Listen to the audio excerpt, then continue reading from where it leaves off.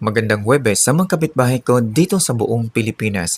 Ang medical management para sa bronchopulmonary dysplasia ay ang respiratory support, medications, and nutrition. Ang respiratory support ay ang oxygen therapy na kung saan ang oxygen level ng sanggol ay mamimaintain sa 90 to 95%.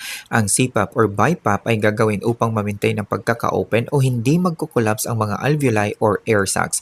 Panoorin lamang ang mga previous videos kasi na-explain ang tungkol sa CPAP at BiPAP doon.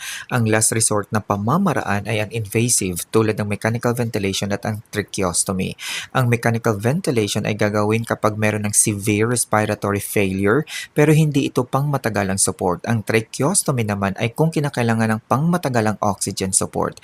Ang medications na ibibigay ay ang diuretics tulad ng chlorothiazides or furosemide upang mabawasan ang pagbibuild up ng fluid sa palibot ng lungs.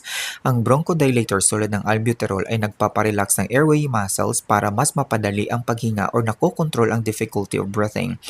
Ang corticosteroids ay ibinibigay upang ma-prevent ang inflammation or swelling. Ang palivizumab at ang nirsevimab na isang injectable ay ibinibigay minsanan sa isang buwan to protect vulnerable lungs from respiratory syncytial virus or RSV. Ang nutrition naman ay ang high-calorie formulas or breast milk. High calories ay tulad ng 150 calories per kilogram per day. Kinakailangan ang high calorie para magamit sa pag-e-effort, sa paghihinga at sa lung growth and development. Ang fluid restriction naman ay nasa 120 to 140 ml per kilogram per day para maiwasan na rin ang stagnation or pooling of fluid sa lungs ng sanggol. Ang feeding tube ay gagawin kapag hindi kakayanin ng sanggol ang makalunok or kung kinakailangan ang safety feeding para sa sanggol. Ang nursing management ay ang respiratory management, fluid and medication care, nutrition, infection control and support.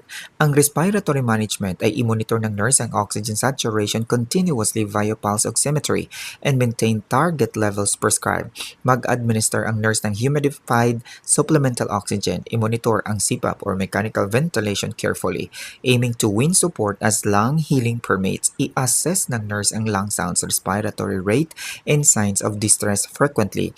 Isaksyon ng nurse ang airways gently and only when necessary to prevent hypoxia and mucosal damage. Ang fluid and medication care ay i-monitor strictly ang intake and output upang maiwasan ang fluid overload at ang pulmonary edema. Timbangin din ng nurse ang sanggol on a daily basis on the same weighing scale.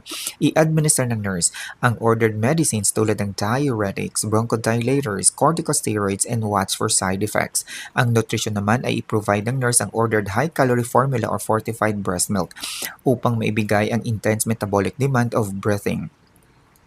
Ibigay ang ordered small frequent oral feedings or through tube feeding sa sanggol na mahina or mababa ang stamina na kahit sa pag-feeding ay nahihirapan. I-check ng nurse ang tube patency bago ibigay ang feeding para iwas sa aspiration. Dapat i-record ng nurse ang timbang, taas at head circumference ng sanggol on a daily or weekly basis upang mamonitor ang growth and development ng sanggol.